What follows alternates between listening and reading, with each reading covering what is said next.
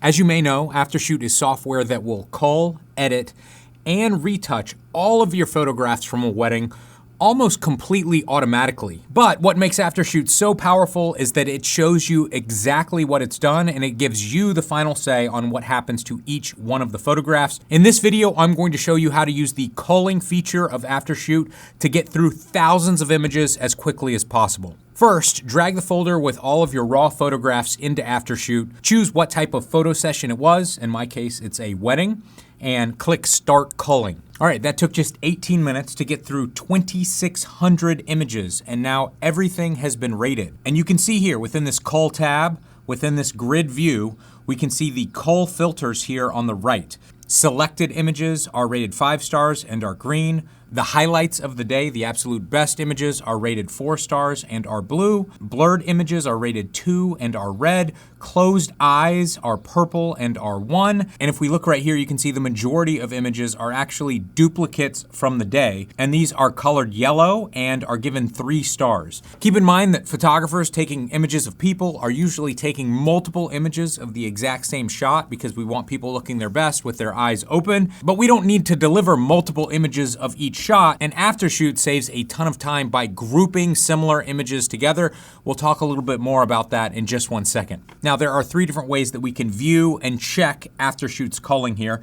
This is the grid view. Everything just shows up in a thumbnail, and you'll notice on the right side over here, it has zoomed into everyone's face automatically. So if I can find a picture like this with a large group of people, I don't have to manually zoom in and check to make sure that every single person's eyes are open. They are automatically zoomed in on the right over here. And if you hit this little smiley face right over here, it adds icons next to every single person's face to let you know if they're blinking or their eyes are partially closed or if they're in focus or they're soft focus. You can see this guy right here is slightly out of focus and it gives us that warning. In the upper left, we can move over to the loop view, which shows a large image and then thumbnails down below. And we can also move over to survey mode. Survey mode is going to show you duplicate images all together. You can see as I scroll here, it's highlighting all of the images that are similar. But if I get over to an image that's a one-of-a-kind image, it's just going to be shown by itself because the photographer only took one image that looks like this.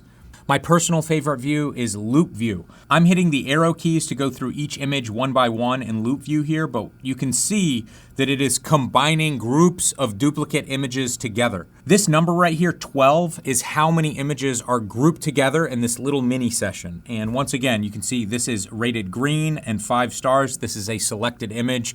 Aftershoot has chosen this image as the best from this little mini session. So I've quickly gone through each one of these images. Aftershoot has chosen the correct image as the best one. But if you wanted to switch the selection, you could move to another image and hit the S key to swap the selected image. If you wanted to add another image, and I know in many cases I might add a couple of options for my client of images that look similar, you can hit the A key. And if you just want to remove an image because you don't like it and you don't care about the ratings at all, you can always hit the X key. It's going to remove all of the ratings and remove it from all selections.